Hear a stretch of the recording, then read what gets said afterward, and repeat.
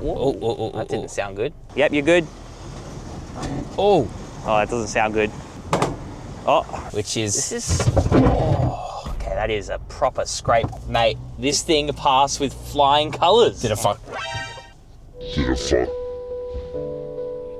Guys, I'm here to break my jack. We've come all the way out here to an off-road proving ground to really test the out of this JAC T9. You might recognize this from our recent Ford Ranger PHEV critical review. Exactly right. So today we are going to test the snot out of this thing off-road. We're going to be doing things like replicating how other automotive outlets have actually broken their JAC press cars. For example, reversing in low range up a hill with your diff locked, because sometimes you might need to do that. But we're also just going to be testing out everything about it. On paper, its stats aren't that fantastic. So much so, we've brought our recovery vehicle over here. Bloody Hilux. Toyota Hilux GR Sport. We've brought that here with us today just in case something does go wrong. But I'm hopeful. I'm hoping that this isn't going to be a bad review. We have done a couple of things for this. We've put on Bridgestone Jeweler All-Terrain 2 tires. If you want to get those, I'll leave a link in the description below. They are absolutely fantastic. And we've also pressured down the tires to 25 PSI. So that should make things just a bit easier for it off-road, which you should be doing when you're going off-roading anyway. So without further ado, Daddy Jacob, let's talk about the specs of this thing. Let's do it. Okay, let's talk about some of the off-roading stats with this thing, because on paper it is not really the best, and let me show you why. So it's got an approach angle of 27 degrees and a departure angle of 23 degrees. Neither of those are particularly impressive. Its wading depth is just 650 millimeters, so that's 150 millimeters or 15 centimeters less than what you'd find on like a Ford Ranger, which is class leading essentially. Yeah, you basically need a snorkel if you're gonna go water wading in this thing. 100%. We are still gonna be doing that, don't worry, you'll still see it, and hopefully we don't bottom out and get stuck. Get stuck. The radiator floods. It's got a ground clearance of 210 millimeters, which again is just okay. It's nothing too special. If we come around here, you're gonna hear it underneath, but you do get some underbody protection. It is extremely thin, just based on feeling it. So yeah, I don't know how much you want to be whacking it, but at least it's got underbody protection. You would 100% expect it, but yeah, it's good that it's even got it in the first place, because, well, what's underbody protection for if it's not for getting whacked, you know? Exactly. I do like this as well. So on the side, you're gonna notice these metal side steps. Those are much better than plastic when you're off-roading, because it'll bend as opposed to cracking, which is not something you want. If you crack your plastic side steps, they're gone forever. These, they can bend and you're okay, you know? That's good to have, actually. If you need that'll come in handy. Correct. If you need to replace it, you can. And we'll talk about this in just a moment with the wheel articulation. But off-road, the stats, they're just average. There's nothing special about it, to be totally honest, but let's see how it performs off-road. All right, so we're gonna give the JAC the best chance possible to go up here. We actually went up here just last week in a Ranger PHEV. So let's see how... And that thing did pretty well. It did pretty well. Let's see how the wheel articulation goes. It kind of... This is a pretty extreme piece of off-roading. It is, and we are definitely going to hit the limits of the car. I can just tell already. So even in its current state... You're so close there. No, you're good though, you're good. Oy. That sounded like the GoPro got ripped off. That's right there, that's it. Bottomed out a bit there. Still... You know what though? That was pretty damn good. It could be a lot worse. So yeah, in terms of wheel articulation, I think the thing we've noticed is that it will go up quite a bit, but the wheel doesn't drop down very far. So you don't get always a lot of traction on the wheel that's trying to touch the ground. In fact, often one wheel is just off the ground. There just isn't much articulation in the wheels. Exactly. Okay, so this little section here might not look that bad from right in front of us. Remember when we bottomed out the Ranger PHEV? Exactly. So this is a good test of ground clearance, particularly the ramp breakover angle. Let's see how it goes over this. Oh. Is it more painful when it's your car? Yeah. Yeah, much. So, well, you know what? It didn't scrape. It just hit a little bit when the suspension bottomed out, but that's about it. Whereas the Ranger PHEV actually scraped. That's true. Oh God, look at this bit. This is pretty intense. Yeah. Oh, that's steep, man. That is steep. So, I mean, the thing I'll give credit to the JAC for is that it's continuing over all of this stuff. Now, to be very clear, we have changed the tires, so it's not on the shitty giddies. If we were on the shitty giddies, it actually, no way. It just wouldn't be able to do this. We've also pressured down the tires to 25 PSI. So that's the other thing that makes it better for off-roading. Otherwise, it would probably just struggle, to be totally fair with you. Yeah, you'd be scrambling a bit, but this is, at the moment, not scrambling at all. Oh, we're about to go water wading, so let's hope that it's not going to destroy it, because, yeah, like we said, this thing doesn't have the best water wading depth. I'm not gonna lie, man, it's not as uncomfortable as I expected it to be. No, it's actually rather comfortable. It's got a fun, like it's an interesting, I don't know how to describe it other than it's got a real waft to it, yet firmness. So there's definitely an underlying firmness to it, but it's not horrible. This is what I'm most worried about, which is water wading. So let's go pretty slow through this and hope. I don't actually know the depth of that puddle over there, friend. So let's just hope for the best, which is typically not a good strategy when you go off-roading. Should we get out and just It looks pretty deep. I'm gonna put a stick in. Put a stick in. Just to see Give me your Samsung. what we're dealing with. Give me your Samsung. Oh, there it is. I love a big stick. All right, I'm gonna go somewhere in the middle, right? Do it. Oh, dude, nothing. Okay. I'm trying not to fall in. That would suck. All right, we're good. We're good, surely. I think it's fine, man. That's nothing. That's a bit deeper, maybe. Should be fine. It won't even go over the tire wall. Famous last words. Want to say a big thank you to Samsung for sending us this Samsung Galaxy S25 Ultra. This isn't paid. We get this for 4 weeks and then we return it. But it's already coming up, I think. We have to give it back soon. Yeah, literally. It's been about 4 weeks. So yeah, thank you guys. Go check out our new channel, TechSauce, where we're reviewing all of the latest and greatest tech. It's our new channel. Please do subscribe, show it some love and support. We've already got like 5 videos out in the first week, and we've got like 3 more on the way soon. So make sure you go check that out. Let's go through this water. I'm a bit scared. I'm a little bit scared as well because I feel like there's just going to be some random undulation in here. That I missed with my stick. Now, typically speaking, you don't want to go much further past walking pace, but this seems fine. Yeah, watch that rock. Yeah, we're good. Oh, mate. Easy. To be fair, it wasn't over the bonnet or anything, but yeah, that was good. Now, let's see, with some wet tires, how does it go up this hill? This is a very steep hill. It is a very steep hill, and we're actually going to come back up this hill, and we're going to do it in reverse because, I'll tell you in a second. Let's just get up this hill first.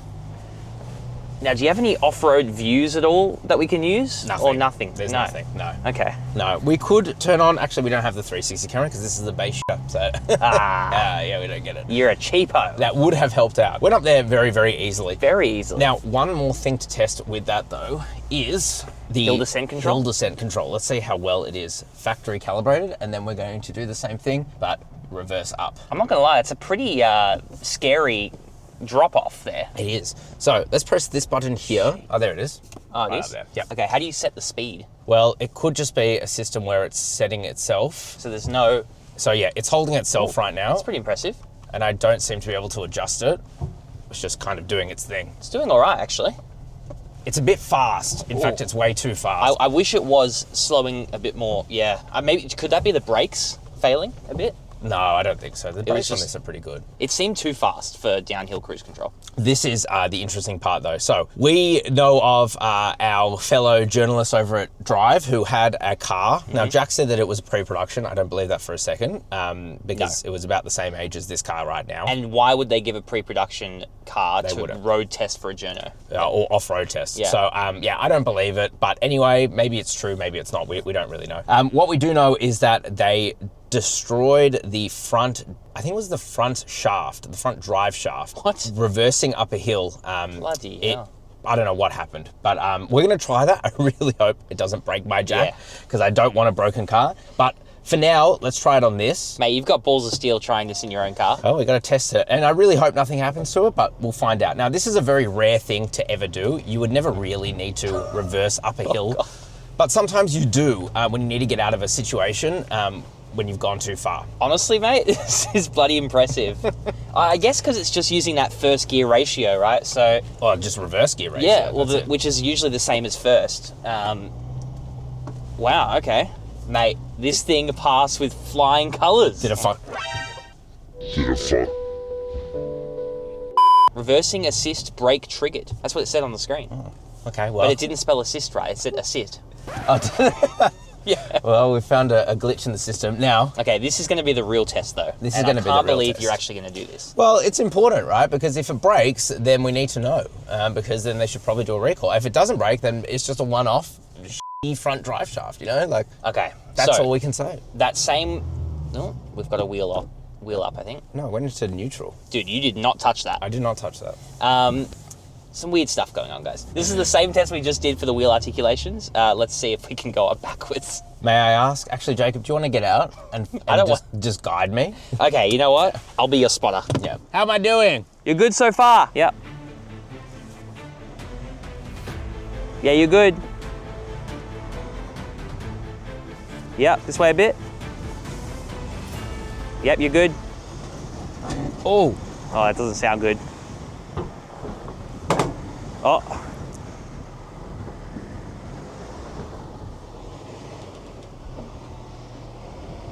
I gotta say, man. You've done it. I've done it. Can I just say, friend, there was some really weird sounds there, like creaking and cracking sounds. Yeah. I wouldn't do it again. No. But you made it. Cool. Yeah, man. Now there's one more test I want to do, which is like a more extreme wheel articulation. So get back in. All right, let's do it. Let's do that. At least we don't have to do that again and film it. But there was a weird creak. Yes, definitely. I do not want to do that again. I think it will actually break. All right, so now we're going back down the way we came, which is... This is... Oh, okay, that is a proper scrape on the... I think on the... It's all right. It's on the... What's it called? The side steps. Yeah, which is actually the point of them. Ooh. Oh my God, bro. I feel that back wheel just off the ground. Oh, man. Okay. That's intense. Look, we said we'd take it proper off-roading, and we're taking it proper off-roading, you know, guys? We don't f*** around here. No. Honestly, we don't f*** around. All right, so I'm going to take it out of its locked rear diff now, and then we can put it into high range for now. So let's put the car in neutral. Cool. Sweet. So now we're it's actually a pretty high. quick switch. It is a quick switch. So obviously this car could be better set up for off-roading as well. We could put on a lift kit. You know, there's a bunch of stuff we could do. But really, for most people, all you need, clearly, as we're showing all-terrain here, tyres. you just need some all-terrain tyres. So thank you again, Bridgestone. These tyres have been phenomenal, clearly. I mean, look at the car today. Like, yeah, it has done an amazing job getting out of these situations that most OEM tyres are not going to be able to do. So especially shitty kitty. Yeah, Bridgestone did give us these Jeweler AT002s. They're called all-terrain 002s. So do check them out. We'll link them in the description below. But as you can see, they are phenomenal. Mate, they are top tier, like seriously. And obviously we drive this thing mostly around town, but when you do take it off-road, it can actually handle some relatively hardcore off-roading, especially as you're about to see. So yeah, now Bridgestone do say these are like 80-20 tyres. It's like for if you're 80% on the road and 20% off-road. Yeah. So I think they're perfect for this kind of driving. Honestly, this is the final test, okay? And this is a pretty intense test. So this is deeper water. Like I said, probably the biggest Achilles heel of this is its water wading depth, but let's go through this again at walking pace because we don't want to flood the radiator if we can avoid it. Now you are in 4 high now, that's okay. Should be able to do it in 4 high. Yeah, I was kind of having to feed the throttle there because it did not, it was getting prepared to get stuck. So I could feel it. It didn't, which is a good thing. And it was going to be a long walk to get the Hilux. Yeah, exactly right. Now, this one is probably the most intense of all of these, even though that one up there was pretty bad. This one really will cock a wheel. This is what you guys would have seen in the thumbnail for this video. Yeah. Right here. That's what the grab handles are for, I guess. That didn't sound good. I didn't like that at all. But let's put the car in. Let's give it a rest for a minute. So, friend, this is what I'm talking about with the wheel articulation. You can see it here. So we obviously have a wheel off the ground. And yes, it has dropped quite a bit. It's not the best I've seen, if you know what I mean. Yeah, it's definitely not the best I've seen. And if you come around this side, this is good. Check out the current camber of this wheel. Oh my God. So it's really, really right up in there. And this has good articulation upwards. It's just for some reason, dropping the wheel, it doesn't have that much. Probably because of the leaf spring suspension, the fact it still gets a 1-ton payload. So there is that. And in terms of rigidity, like that's pretty decent. Yeah. Mate, you are fully up on 3 wheels basically. Let's test it on the other side. In fact, let's test this because this has been one of the biggest issues. No issue at all. No issue? Still latches in. Ah, it's perfect. Some cars, some Utes especially, will have so much flex when they're on an angle like this and they're not all 4 wheels on the ground that the doors won't actually close. Yeah. This is solid, man. This is built solid. And you can see at the front as well, the wheel, again, it's all the way up. Really articulated, very high up. It's pretty stable, which is impressive. All right. Look at these leaf springs here. They are all the way extended. Yeah. We're gonna try and go up this hill. I'm gonna put this thing into 4 low. It is making some pretty terrible sounds underneath the car, which is not something I've experienced in any other 4-wheel drive. I don't like that, and it does not give me much confidence for like the longevity off-road, but this is our final test, so if it gets up here, then it's passed, you know? Okay, so I think we're stuck. If we put this thing back into drive, turn off the... Oh, dude, that doesn't sound good. So what you're hearing, that clicking and clacking, that's actually the traction control. even though it's supposed to be off. So we'll put the car into neutral, put the car into 4 low, and let's see if this is enough to get us out of here, because the support car we have today, which is the GR Hilux, that was actually able to get up here in just 4 low. Oh, that's still the traction. No. Okay, so let's lock this rear diff, and we're gonna, in fact, we'll try from here because one wheel is on the ground. There we go. There we go. Yeah, immediately.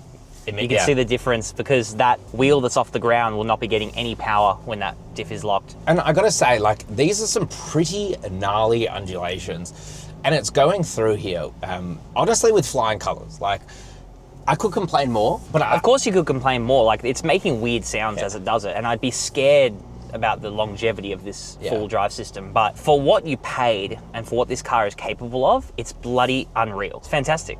Look at that. Didn't even bottom out there. that was good. That was pretty good. All right, let's get to our final thoughts. Let's do it.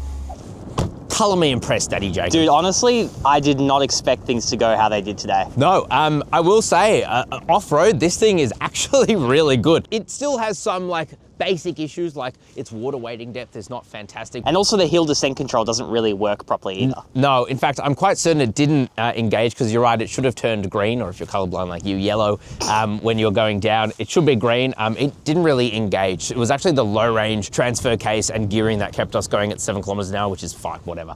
That should have engaged, but who cares? Really, off-road, this thing is pretty good. It does have some limited wheel articulation. That's what I've kind of noticed, but everything else about it, like, it got through the tracks, and some of these tracks are pretty damn gnarly, especially for what is, apart from tires, a stock standard vehicle. 100%, man. Honestly, this thing has no right to do as well as it did. No. So, yeah, I came in here, I tried to brake it. It hasn't broken, and we're gonna drive home happy snappy. So there you go. There you go. Well done, Jack. We have more videos coming on this series, though, a couple more. The next one is really exciting, so make sure you are subscribed, because we're going to be taking this thing and checking out the engineering underneath it, because some people say it's just a Hilux underneath. We'll find out. And not only that, we're going to look at what kind of damage we did today off-roading it. Hopefully nothing. We can see a few things like this number plate and maybe a slightly bent rail on the side for the side steps, but very minor stuff you would expect taking a car off-road. And by the way, if you want to buy one of these like we did and get $7,000 off, just Google CarSauce buy, and our team will help you get the absolute best price possible. And like we said earlier, check out TechSauce. It's our new channel. We're going to be testing the snot out of those, just like we test the snot out of our own 4x4s. 100%. Ciao for now. Bye-bye.